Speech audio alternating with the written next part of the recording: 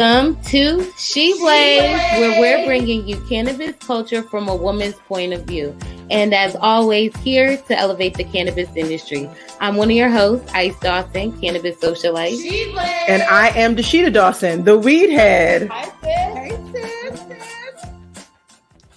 Hey, sis. Hey, sis. On today's episode of She Blaze, Florida MMJ program, Stay Fighting. Are legalized states capitalizing or criminalizing cannabis? Meanwhile, feds are blowing all types of smoke into the industry. Well, I am so excited. We are back, season 6. Yeah. Shout out to you for kicking off season 6 with such an amazing live exhibit and performance at the same time at the Cannabis World Congress and Business Expo. We did that. High five, sis. Yay. But of course, we are back, and we are back with what? Our high of the week. Yes. So my high of the week, since we came on air, Golden State won a championship for the 4th time. I always say this story. We started seeing them before they actually became that season, right before championship. We saw them. It was like, the boys could play. And so not only are they playing, their swag bag is super played right now because they got a cannabis swag bag for winning the championships. As you know, Golden State is that Bay Area team. California has many teams, and Golden State is that. So Cannabis came and represented and gave the champs goodie bags full of Sunset Connect. This is a well-known equity brand within the Bay Area, and so they got a signature 1 gram pre-roll. They got a couple different milligram gummies. They got hash infused dog walkers, mini pre-bowl, temple balls. First of all, they got mad stuff that's $350, $400 swag bag right there. First of all, it's real cannabis because let's be honest, this isn't the first time that cannabis has appeared in some of these gift bags, but seeing it cross over with sports is always a good thing as just, someone who's a former athlete, but also seeing real cannabis. Yes. It is not all the way perfect, but it is a step beyond what we've been seeing in cannabis gifting before. Yes, I definitely think it's pretty cool that they gifted them this bag that was full of joints and pre-rolls and hash, especially because sometimes there's different rules with their policies with these NBA teams and stuff and the concentrates, the hash, all of that. But it is Oakland. It is a mature cannabis market. It all makes sense to me, sis. So yes. I'm like, that means next time we got to be, and what does that need to do? They need my book is the question. Yeah, right. Well, I mean, if we go back to San Fran, stuff is popping on the East Coast. There's a few different things happening on this growing coast. So, I mean, what we going to the Wild Wild West for? That's true. But you know what? We are always around the country. And I think that kind of brings me to my high of the week, which is something that is a national movement that's happening right now. Well, my high of the week is about Free My WeedMan. And we're actually representing, I'm showing a pin here. You got on a T. But Free My WeedMan is literally, you can do that anywhere. And certainly we'll be discussing today how people are still being incarcerated as a result of cannabis. Free My WeedMan is a new brand founded by Crystal Bush. She's out of Pennsylvania, Philadelphia. But again, how many people know that WeedMan or WeedWoman or just their plug in general that has gotten caught up in the criminalized aspects of war on drugs and are now trying to figure out ways to get into the legal industry or are still incarcerated even though the state may have moved on to a legal industry? So that's what this brand represents to me. Yes. Well, there are multiple different meanings because I even talked to her at CWCBE after we did our live production, and it could just also mean y'all harsh policies and this letter to get zoning to be a part of the industry, incorporating the industry into that community. After y'all said, hey, we can legalize, and you start putting in blocks. It still takes 2-3 years of all these other things just to free your weed, just to get it to the people, right? It's so crazy. It's so many meanings. It's a great brand to go and support. And I mean, the swag is super cute, super chill. Like, Ooh, I just gotta be show throwing my this bag on real quick because I Right. did have this dope toad Yes. with my WeedMan. And you know what? You know how many people stop me because it literally says some information. Let me do a better job with the camera, y'all. Yes. It literally stops me to tell you the information about blacks being 3.75 times more likely to be arrested for cannabis possession, despite, and a lot of people say that use is relatively the same. Actually, y'all, and Dr. Rachel will definitely like that I shout this out. She's the first person I learned this from, but whites actually use it at slightly higher rates. So what, we already knew this was disproportionate, but what is really happening right now? White people are definitely taking advantage of legalized markets. We unfortunately are still seeing black and brown people incarcerated in jail. We'll talk a little bit about it, but it's always important. Free my WeedMan. Shout out to Crystal for being brilliant, for saying what's on our mind. I've been saying make the plug legit. This is the same thing.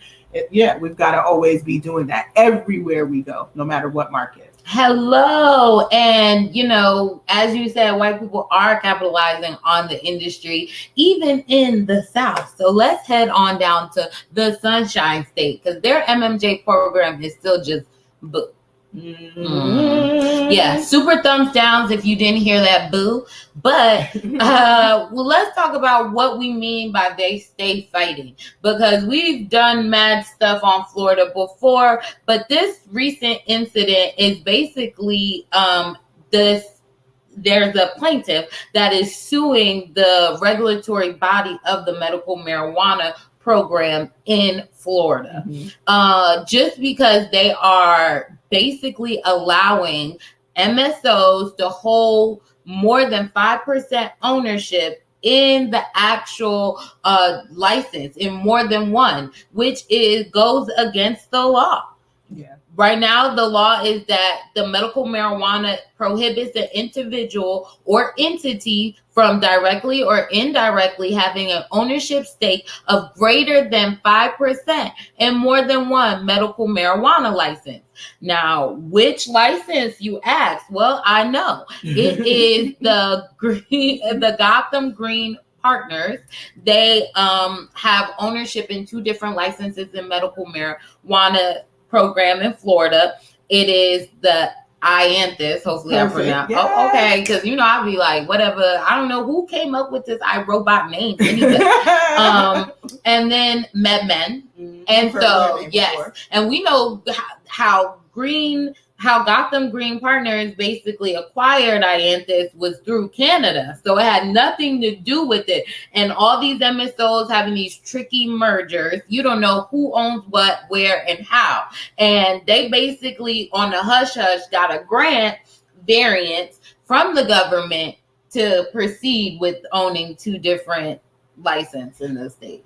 Woo! I mean, first of all, Florida, you've been following us, you know we talk about Florida. Florida is running their cannabis industry like a cartel, honey. And literally that is what is the description and the definition of a cartel, when organizations and entities work essentially corner the market. And that has been the case. It's a limited market, not a lot of licenses. We have very big companies owning the majority. We've talked and we broke the story about True Leave CEO's husband being indicted and then convicted on federal charges related to fraud, where he basically says in the evidence that, yes, we didn't know nothing about cannabis, and we knew that we were trying to put in place laws that would put us in an ability to get as many licenses as possible and keep our people. Meanwhile, it's not like True Leave has actually been punished for it. In fact, they've done a really good job trying to say this is separate. And even though that's her husband, she's like, that's him. She's basically very white woman. That man over there, I don't, sorry to this man, but it has been the excuse so far for True Leave to still be in the mix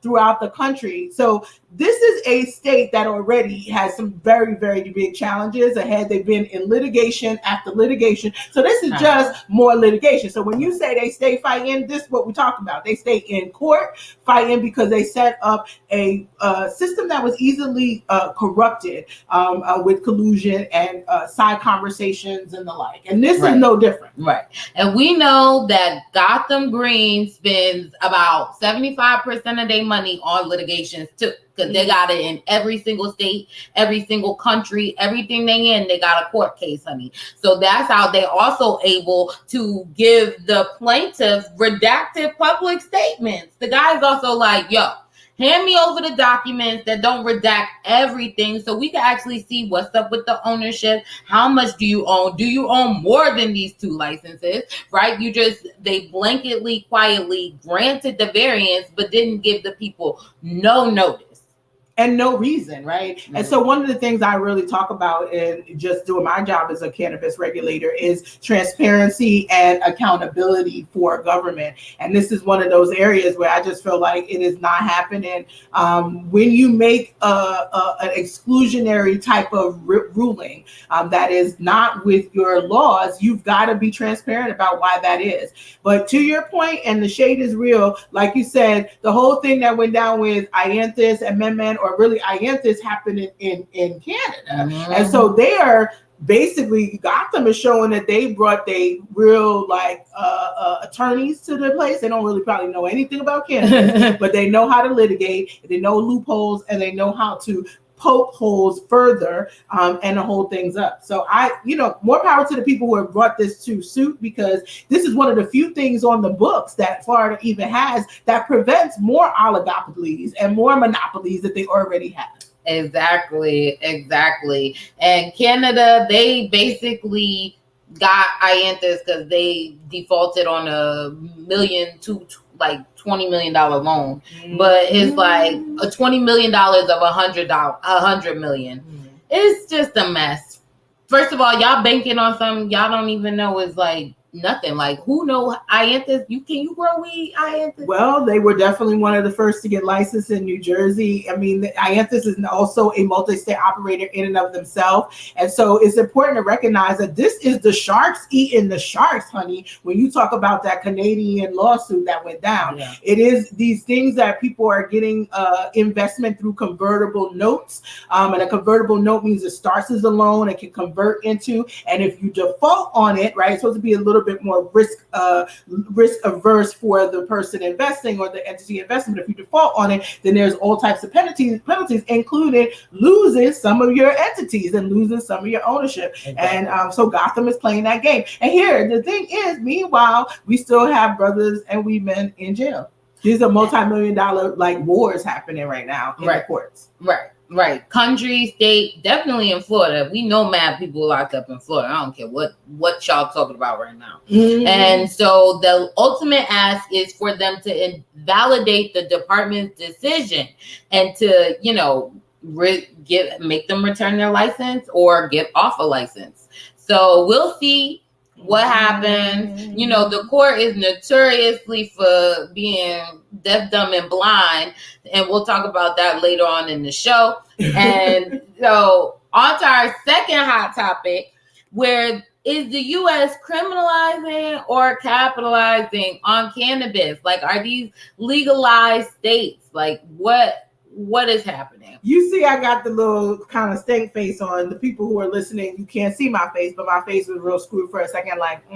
We know already that they're doing both. So is that a trick question, Ice? It got to be. It feels like a little bit of duh. That is what we're doing. But I do call this to the front because as all these states legalize, there are a lot of people that haven't been in the industry for as long as us that have been, allowing media propaganda to lead their thought process in this legalization. And I don't want us to lose sight of the goal. And so on to New York.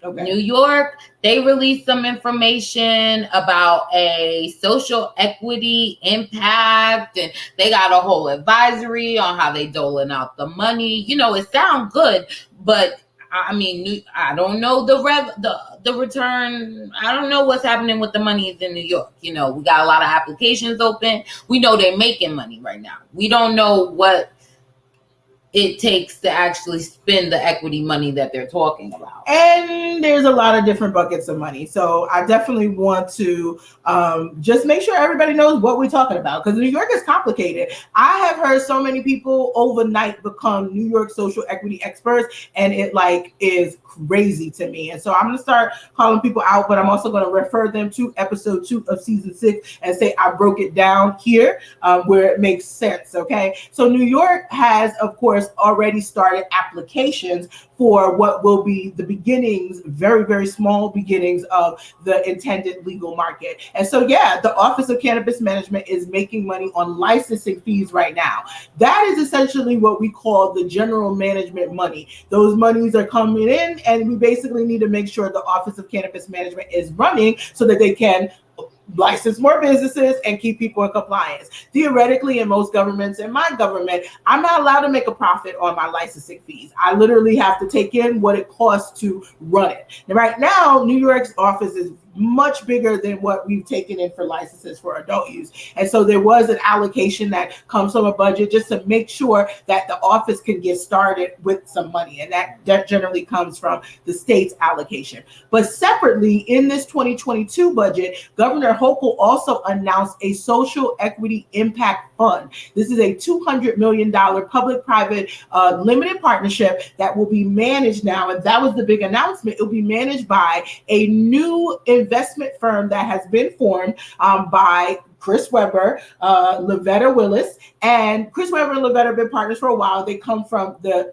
newer cannabis folks investment side, and then a very, very prestigious Black-led, woman-led firm that is New York-based that's been doing investment banking for 25 years. And they come together to be the social equity investment fund. And they're going to be managing this $200 million. The $200 million has already been earmarked. So a lot of people are like, oh, good, they get to decide what to do with the money. No, it came to the budget with a proposal already, a proposal from the Dormitory Authority of the state of New York, or DASNY, and basically they do all the construction projects, real estate, and economic development, and one of the CEO is on the control board. And so this makes sense. Ruben McDaniels is there, and he and Chris Alexander, they came up with a concept that is going to create what we call wraparound turnkey retailers that will be opening, they hope, before the end of the year. And that $200 million is established to ensure they get everything they need in the turnkey retail.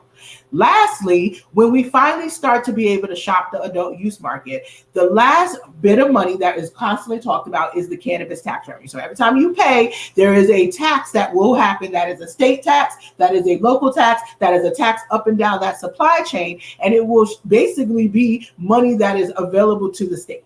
40% of it in the MRTA has already been designated to be for community investment.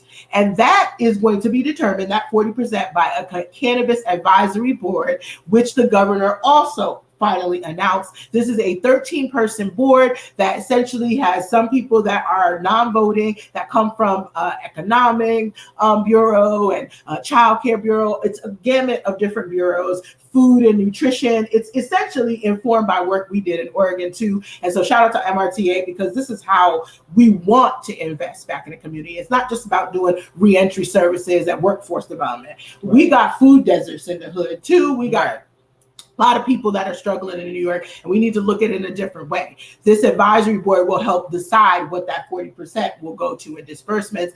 And for the most part, it wasn't like, oh, we get in a mass celebrities on the board. We actually have some real people who've been on the ground for a while. ACAM board member, Dr. Junilla Chin, or June Chin.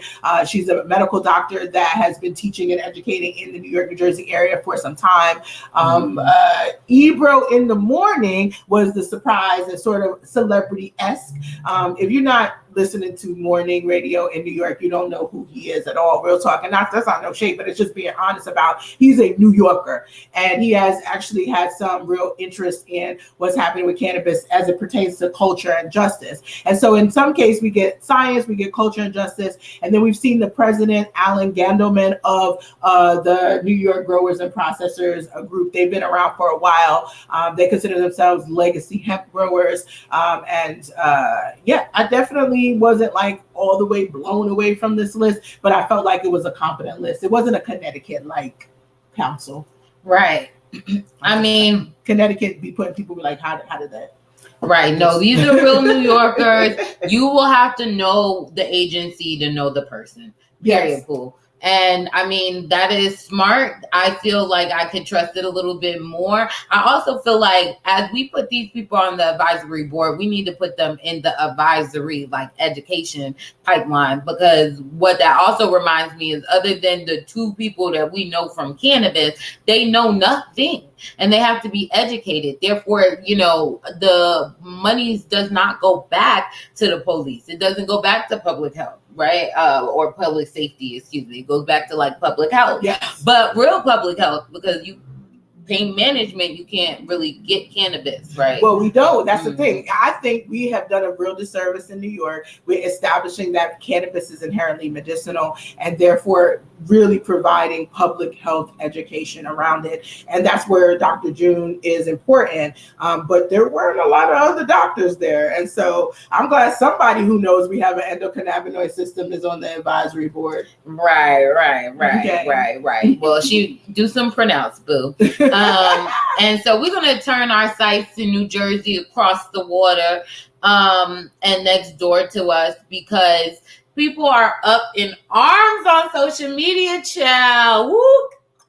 Let me tell y'all. So basically, CRC came out and was giving fines, honey, fine, all through the month of April. You know, when they opened up the adult use and they was like, hey, you older than 21, come get our little question mark bud. And people was. I mean, no, I'm not shopping the legal market unless they pay me to shop the legal market. And then you might have to hear my real opinion about what my experience was. But ultimately, you know, everybody's mission is different, but their mission was to get the coins that they earned back to them. They earn this when it's a compliance fee. It is not earned. It is a mistake that the person made, but it is a coin owed. True. Well, they earned that little fine for sure. You are right. They did. They earned the fine because they basically were ignoring the medical only hours, right? And they were doing it extended hours to allow their 21 and up purchases. And this is how we see also how they're racking in so much money, because you know, we see it every month. Oh, this state made this much money, this state made that much money. And so that's really cool, but they also got this much fines.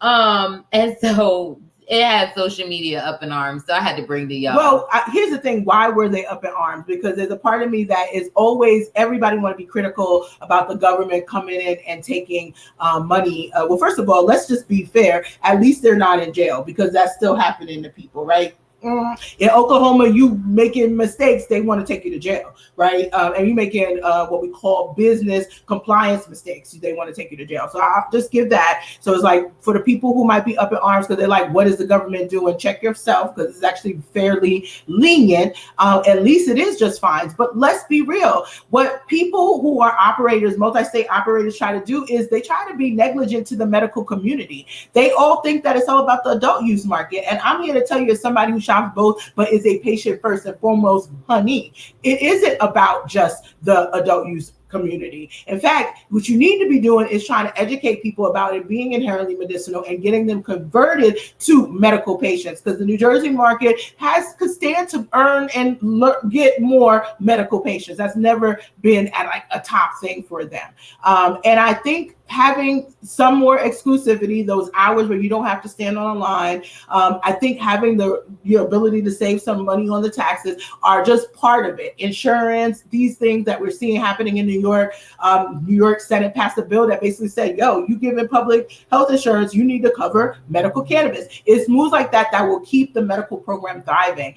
Medical patients are awesome adult use patients, because we already know it's medicine and we're willing to try. We're like, oh, wait, that came in a little pretzel. Let me go ahead and try that, because my medical stuff in most markets may not be as brand diverse. You know what I mean? The last thing I'll say is I've seen how many people have struggled with the adult use coming online. We saw it in Illinois, we saw it in Nevada, where they run out of product. It is nothing worse than having an autoimmune disease that is reliant on consistency and regimen. And you go in to re-up, and you not only are standing online, but you get to the counter and they do not have your product. And so New Jersey has in place rules around what type of inventory needs to be on hand for medical only, and that also includes what type of hours.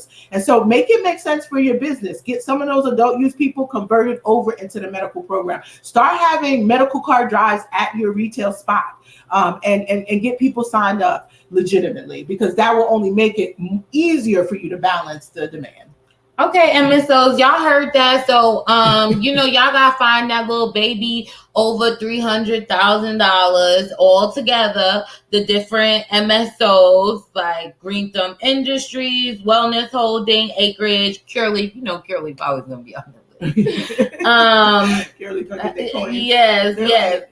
And if y'all looking for, some more strategic strategy, holla at us. We will ask y'all for some money too, because let's say how their rate, they were basically being fined $10,000 per day. That's what the former president got fined for not handing his papers over to the law. Mm-hmm. So, y'all go afford it. You know what I mean? Y'all go afford it. You are hilarious. Well, I mean, at the end of the day, New Jersey, New York, those are places they're capitalizing, but they still have some of the criminalized mentality. New York, a lot less. I'm hopeful with who they're putting in charge, and I'm mostly keeping my fingers crossed, and I'm saying let some folks get the time in to do their job. Let's be respectful of that. Well, in New York, I feel good that there's nobody on the list that's like no shade to the Blue Lives Matter people, but they don't got former police officers on the list. They may be questionable, but if they're converted, we find those people valuable too. You got to educate before you convert, right? Yes, you educate yourself. I was just at a conference, being back in a conference in person with people. You're reminded how new everyone is to the industry. Yes. And I don't mind going out and having the conversation, but it is a little struggle to have a conversation where someone is like big upping something that is like just like not in practice, being like, oh, they need to decriminalize it federally. I'm like, what? Who told you that? What in the like MSNBC, CNN news? They're getting the sound bites. And yes, we do need to decriminalize it federally, but to what extent? And are you talking about legalizing, or are you talking about just letting people out of jail and resentencing? Like, to me, I'm talking about letting people out of jail, stop arresting more people, and the resentencing. All this other stuff is regulating and making money, is capitalizing. That's not decriminalizing. Right. What happens is as they try to capitalize, they continue to criminalize. Yes. And that's why I'm like, the federal government needs to not do nothing else. It needs to figure out itself. Cannabis got it. If we got to just pass a joint or, puff smoke everybody to like get on the message, that's what we'll do as state by state. But we ain't trying. They got enough to worry about. She said this emoji. Yeah. I'm cock blocking the feds. And let me just go in, and our last little part on capitalizing versus criminalizing is Mississippi, right? Because they are the type of state that listens to everything the federal government does and flip it and remix it. And, we have gone in on Mississippi from their terrible, like awful courts, awful lawmakers, like elected officials, terrible prison pipeline. We have gone in on Mississippi, which is also 38% Black, by the way. Mississippi, 38% Black. I wonder how many Black people actually. Let me just go back into my news, because I really will go on a rant. And they're having these big investment conferences to bring in money and people that want to get into their medical marijuana program. That is not what they asked for. Okay, this is the elected official whack ass medical marijuana program. Yeah, I said it. And basically, as they have allowed the medical market to happen because the people asked for it, they still got brothers in jail. Yes. Listen. And brothers, black people, brown people. They don't got too many white people left in jail for weed, I bet. Certainly not ones getting life in jail. And so that's what makes this a tale of two states for people of color who live there, and this now place of potential opportunity that they're inviting people to go to a conference. Funny enough, in my DMs, I was looking through stories, and Jesse Horton, who is a cannabis pioneer, he's a licensed cannabis business owner in the city of Portland. He's a black man and he's from Florida, so he's not afraid of the South, and in fact doing a lot of work like we do in the South, because that is where a good percentage of black people are still oppressed with crazy laws that criminalize and so-called medical programs that are making multi-million, even billion-dollar companies. And so he was mentioning he was going down there to pray for him. And of course, that was like this year he was kind of joking in the stories, but I really, I put the little prayer hands in my little DM back to him, because I was thinking to myself, like, no, this story just broke of this man who has literally been convicted for having less than 2 ounces, which is within the limits of what you can have as a medical marijuana patient, in that law that you said that the legislators put together, and they still want to give him life in prison. So yeah, I hope blood of Jesus is fully covered over you, brother, like, and every other God and Orisha at this point. You know what I'm saying? Like, the fact of the matter is, I'm praying, because Mississippi has proven time and time again that they don't care so much about Black lives. Black lives do not matter.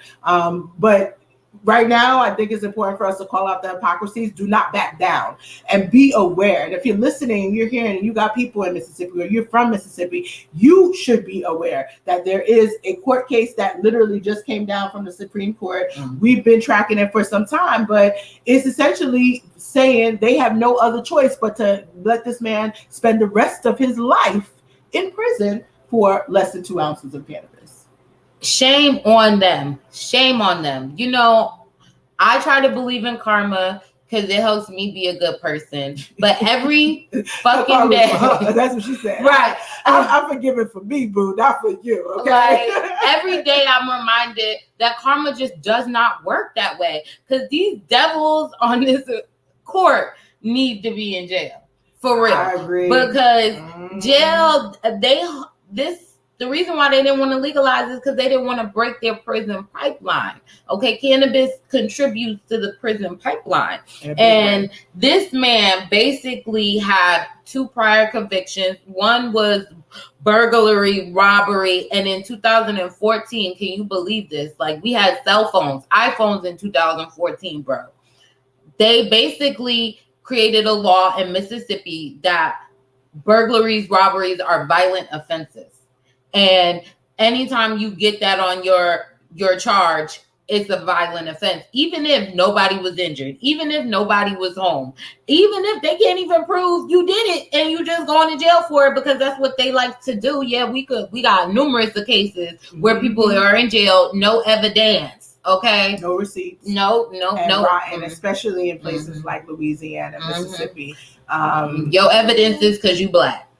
That's sadly, and unfortunately, like you said, 2014 is when this law was made. He's also part of what they call a 3 strikes and you're out type of law, where they call it a habitual offender. Basically, where 3 times doing something against the law, in quotes, because remember, it used to be against the law to help a runaway slave, but 3 times against the law, you are now required to have a life sentence because you are a habitual offender. This is Mississippi's law from well before 2014. It was essentially a way to keep Jim Crow alive, which, Jim Crow was meant to keep slavery alive in a state that has nearly 40% Black people. Basically, a state that literally should and could have Black people leading the state, but has never really happened because they're continuing to incarcerate. And cannabis is definitely one of the most important tools, and they are not trying to give that up. And I would also just acknowledge that mass incarceration as a general thing. Mississippi and Louisiana are the states that basically excelled at it. They figured it out and they have a full-on pipeline. And this habitual offender is the pipeline to life in jail. And as you know, that the Constitution says that is the only way that you can be treated like a slave, is to be incarcerated. This is when private and public partnerships go fucking wrong. Yes. Okay? Because a lot of these prisons are privately owned. Yes. And nobody thinks that's weird. We do. Okay. And that is a real issue. I know we do. I'm saying, do other people on the world in this country, in the internet, does anybody else think that's weird? Because it trips me out every time, bro. Every time. And again, people are going down there promoting a fucking a market, a medical program, a program where this man has lost his life. He loses his life. When I tell people you get caught with cannabis in the South, you lose your life. This is what I'm talking about. Absolutely. Let me ask one question. What is the man's name? Because I want to make sure we have that out on the record. We've been talking about him. His name is let me pull it. We'll put it in the chat for people. Of course. Alan Russell. Yes. So Alan Russell is still fighting for his life for less than 2 ounces. And I just wanted to humanize him because we're saying this man, because truthfully, his story is countless stories.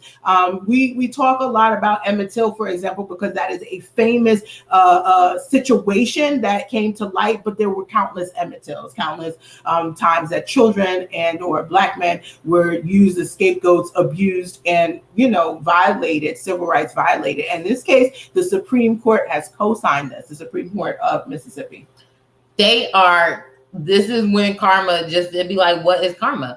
But yes, Alan Russell, but it does put a target on your back, right? When you go out and you protest this, you say this, you are putting a target on your back. And, how can you be protected other than just not going to Mississippi? No, there are instances in history where things repeat themselves. Some things should not be repeated and some things should.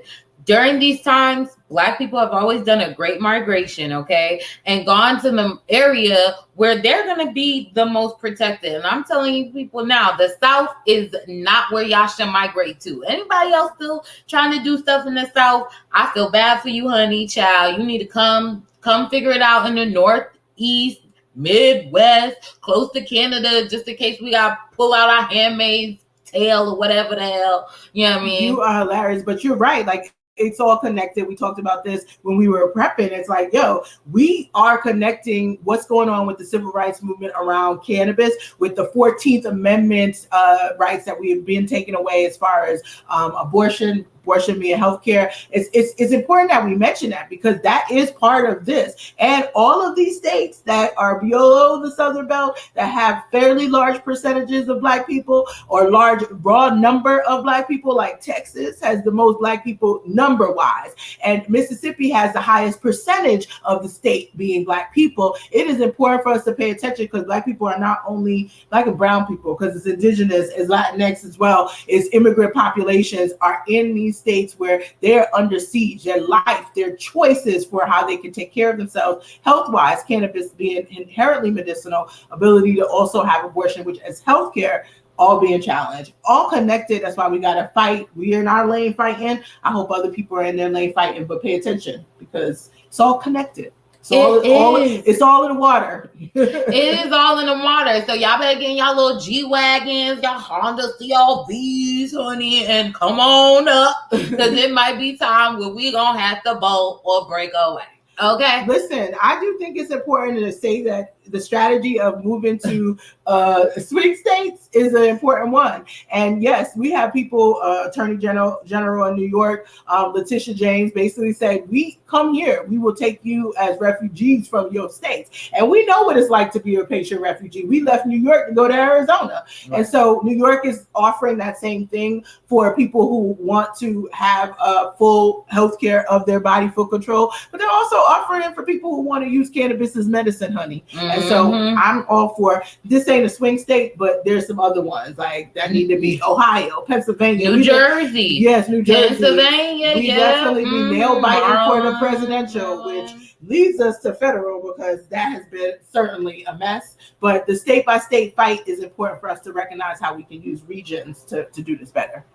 Absolutely, because that is how, the goalpost keeps moving federally, state by state, locally, and federally. I would say they are just gassing us up right now. They are blowing so much smoke. Like, it's just, and it's contradicting itself. It's giving us confusion. We are literally confused. They're really just blowing smoke.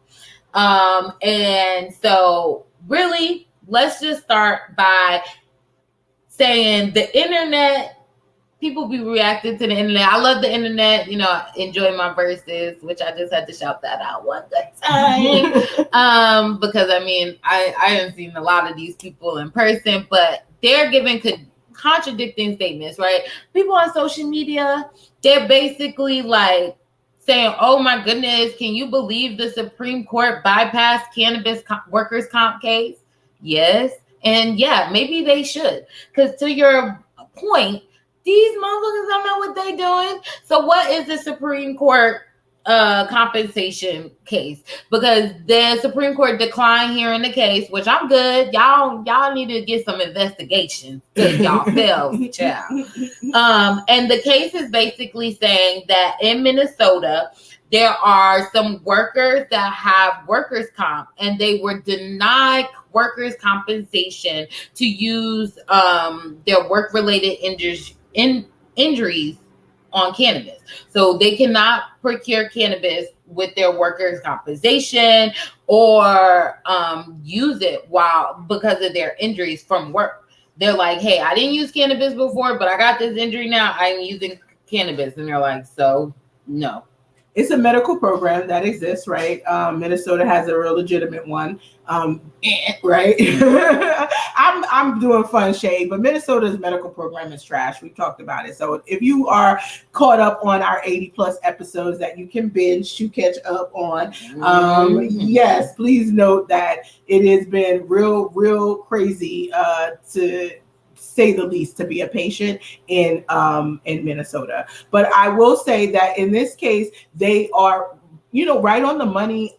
I just don't want the Supreme Court to jack it up and to create precedent that is wrong. So in this case, I am kind of with you. I'm glad that the Supreme Court passed on it, but the fact that they did pass on it shows that they didn't need to look at it to begin with.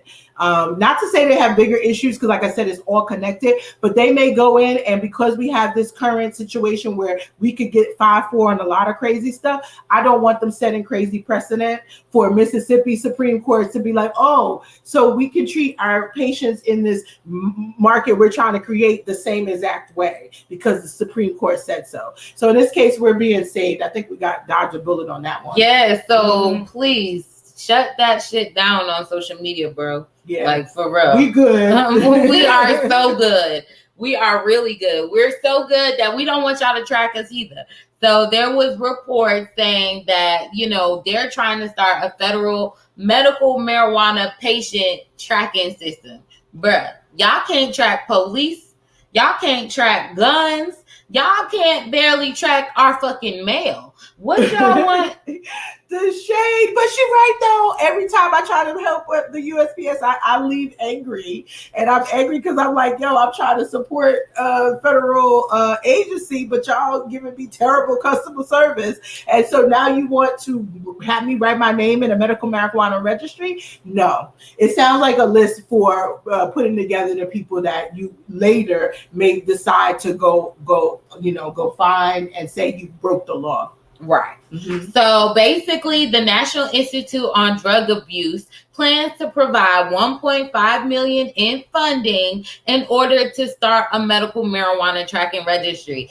And, they're hoping to get surveys, track any health issues, figure out how many people, how much are they purchasing, where are they purchasing, what are some of the health issues that qualify them as medical marijuana patients. But I don't think they deserve that information. Half of these medical marijuana programs are the remix of the hemp farm bill. So I don't know, you guys. I'm not like, this is not my jam. And I'm even more upset that it's the National Institute of Drug Abuse. We know they've been monopolizing their cannabis market this whole time. they haven't had nobody doing research. Y'all have LSU somewhere in Louisiana, honey, growing weed.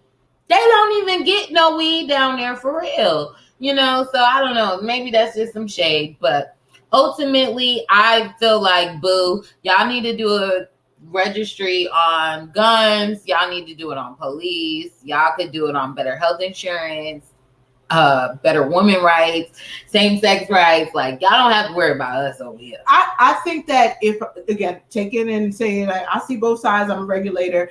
I like registries if you are intending to be a facilitator of the intent behind a good medical cannabis law, which is accessibility to the patient's cannabis, right? And if you're not trying to block that, or if you're not trying to create ways that you are now going to torment and take away civil rights, but I don't trust the government. I have trust issues, and I got PTSD with the United States government. I mean, point in case, look what happened yesterday. At the end of the day, these are constitutional rights that are continuing to be violated through lies. So next.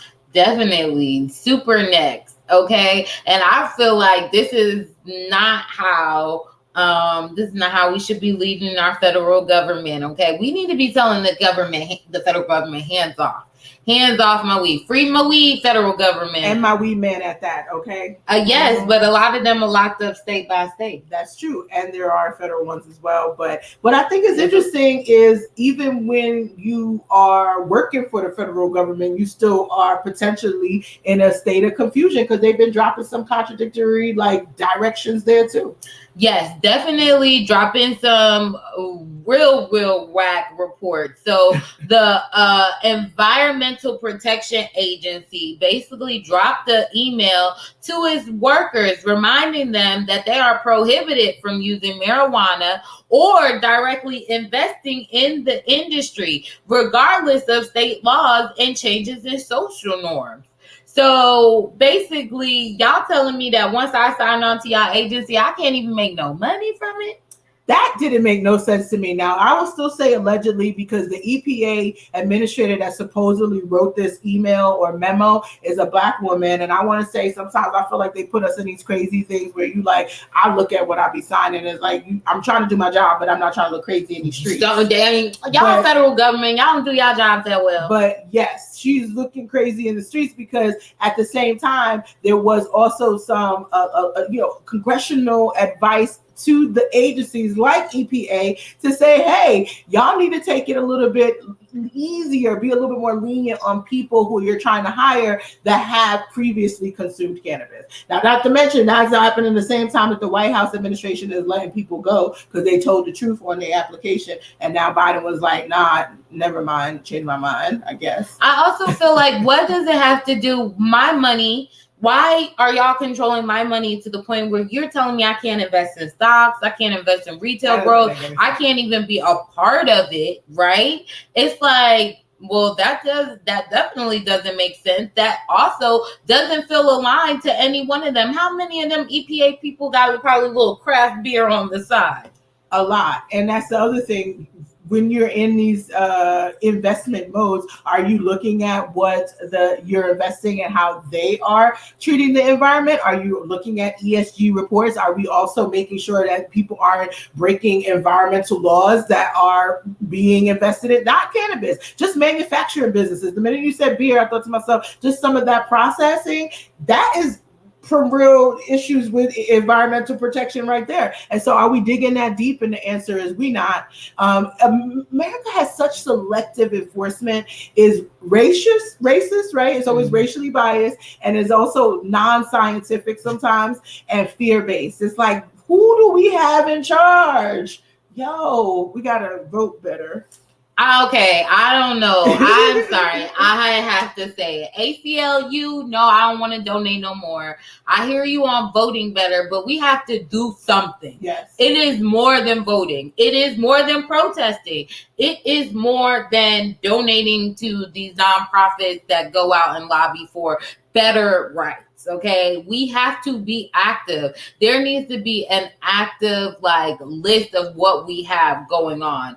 And so I'm really feeling strongly. I don't know how we're supposed to activate it, but we're definitely supposed to activate it at some point.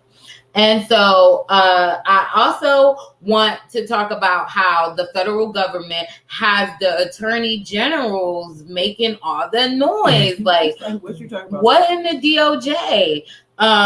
You could use the clear in the federal government. Oh, okay.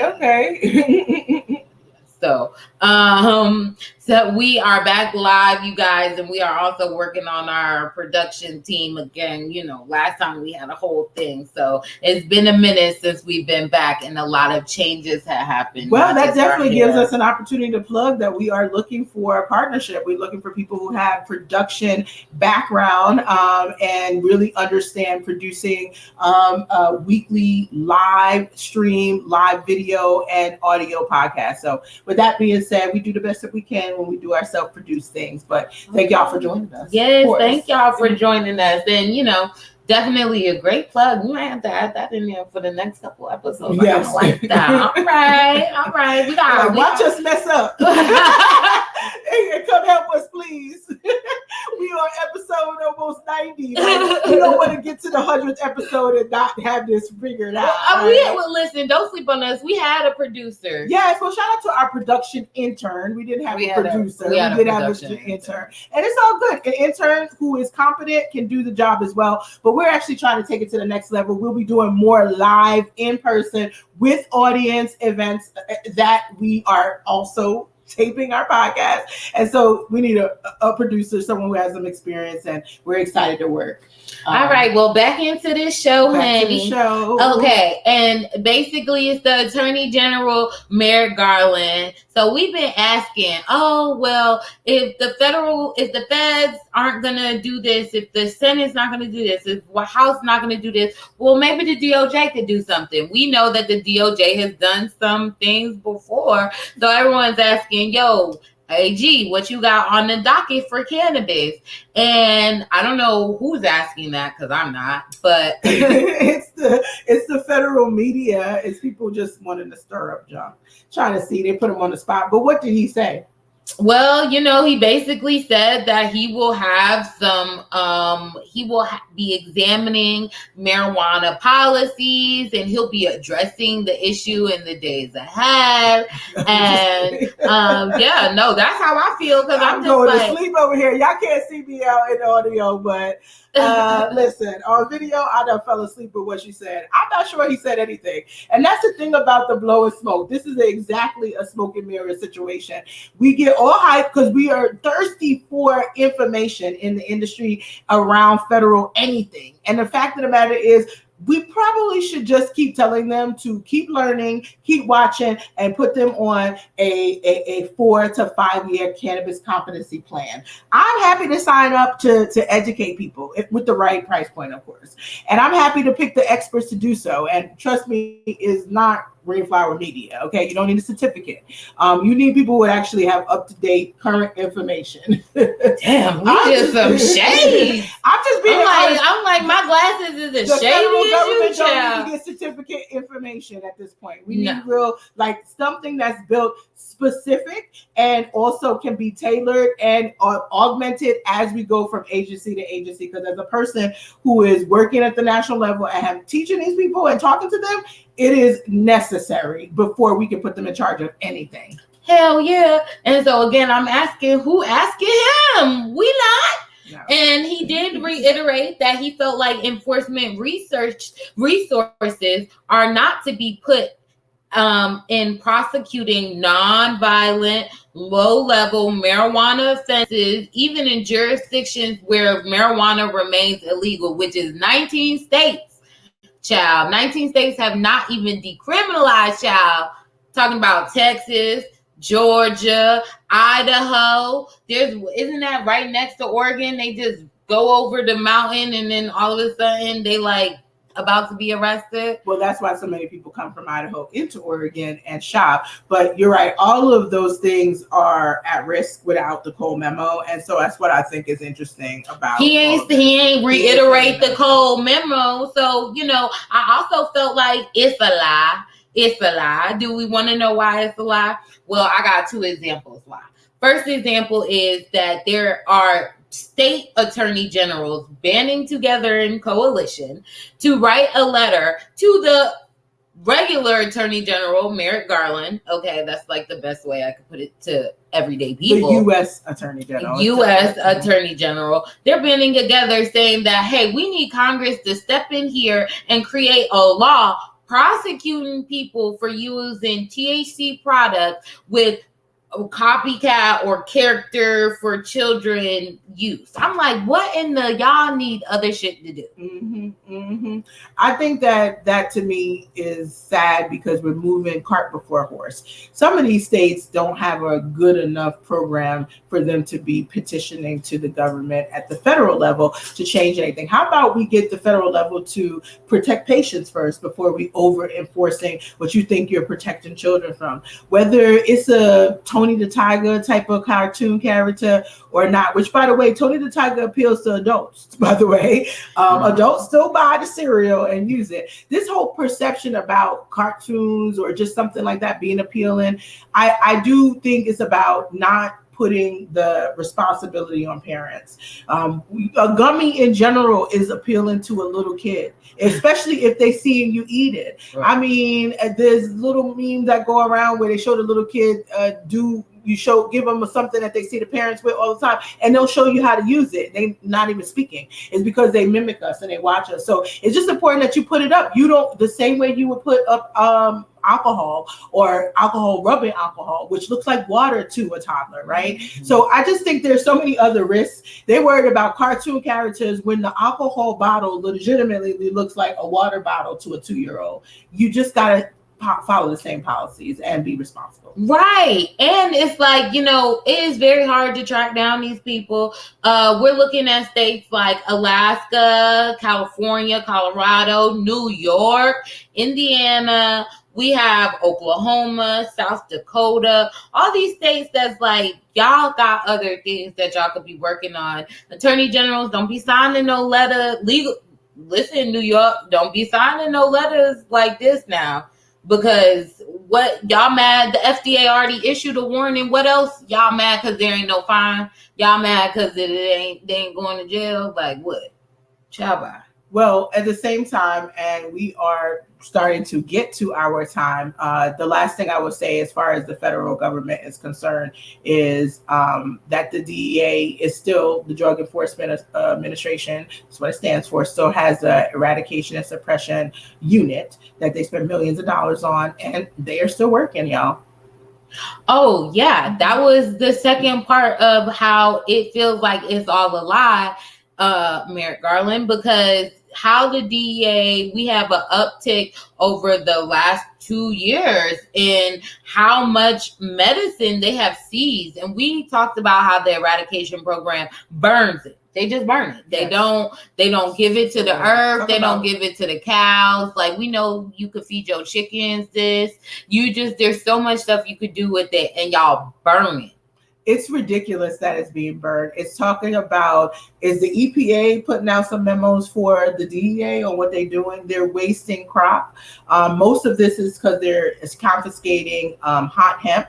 People work really hard to cultivate out the THC, and it don't be happening sometimes, especially because it's a fake number. Because it's a fake number. It is man-made, and it's also don't be happening sometimes because when you allow it to grow naturally, things like heat, light can change the THC composition. So to me, it's like fake number plus all these other things. You are basically confiscating people's product from not being good enough cultivators to the man-made 0.3%. And then when you get it, instead of using it to maybe remove the THC, maybe send it down to LSU and make it part of your medical marijuana program, because they could still make oil from it. You can still extract, and you can still make products from it. You can make a bunch of things. Instead, you're burning it. you're burning it. It's like burning books to me. It's insane.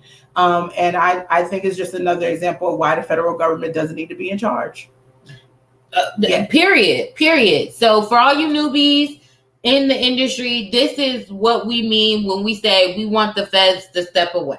We don't need the feds figuring out much of anything for us. We need them learning. Right. I don't want them to step away, because in order for them to learn, we need to be engaged. And Cannabis Regulators of Color Coalition, we are engaged. So let me be real. I'm saying my feelings because this is my therapy every week. When I come here, I'm like, woosah, because this is real. I'm talking to people that are saying things that are literally from the early 90s, and we've debunked them. And I really think that at this point, we definitely need to make sure that we're doing our best job at re-educating people. When you are in front of people who make decisions, correct them when they're wrong. And it's okay to debate. My first time getting in front of the OLCC, I mentioned that cannabis was inherently medicinal. And one of the commissioners saying, well, I like to say my ice cream is healthy too. And I'm like, well, honey, unless you got CBD infused ice cream, that isn't the case. It is inherently medicinal, meaning scientifically, this is the quality of this plant, regardless of whether we like it or not. And we need to embrace it. She did too. She needs to embrace it. That was a competency moment. She didn't have competency on the science of the plant, and I let her know. Well, I know. Check them facts, boo, because we do not need the feds. But we have ran out of time. We couldn't even get to our main topic. That's how much we miss you guys. Oh my God. It's been forever and a day, and we are back, baby. And we are coming back every Saturday live. Woo! Yes. 12-ish. CP time. Yes. And we won't tell you it's 12-ish, maybe Central, maybe. Because I'm like, we're trying to get it done. But no, you can definitely follow us and catch the audio on SoundCloud, iHeartRadio, Apple Podcasts, and Spotify. We're also on Audible. We are everywhere at this point now. Yes. Woo-hoo. Yes. So thank you for joining us. Stay blazed. We're going to make it through. Cannabis is happening. Follow us on she_blaze on IG. You could check us out, me out on Cannabis Socialite on IG.